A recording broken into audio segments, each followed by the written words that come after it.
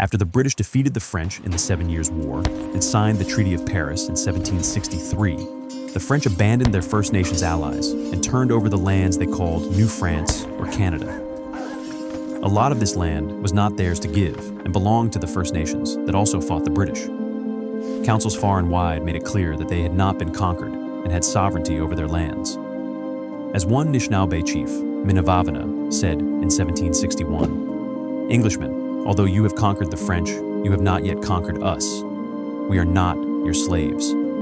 These lakes, these woods and mountains were left to us by our ancestors.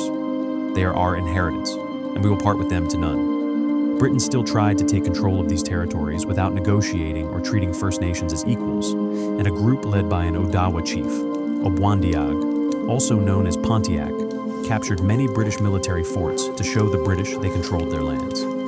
To try and restore peace and good relations in 1763, the British recognized that First Nations had sovereignty over the lands they occupied and created legal rules for how treaties could be made and how indigenous lands could be bought and sold. This was called the Royal Proclamation. But there were important problems.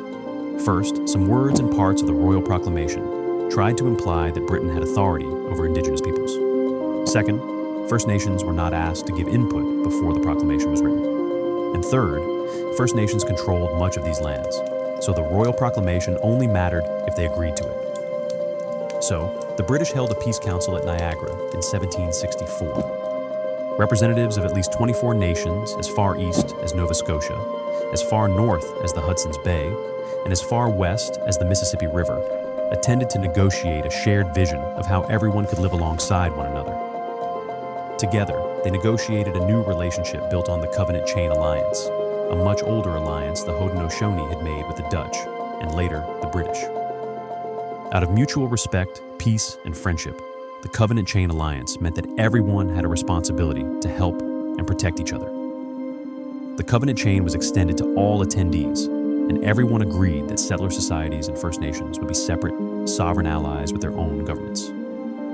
The Royal Proclamation, the Treaty of Niagara, and the Covenant Chain Alliance were important for all future treaties in Toronto and Ontario, and are still important today. First, they set the rules for making treaty agreements and sharing land. Second, they established the relationship and responsibilities that British and First Nations allies had to one another. They promised to respect and take care of each other in their time of need. So, when the British came to their allies, begging for help in war and land for settlers in future years, the responsibilities set forth in this alliance made it important to protect and share.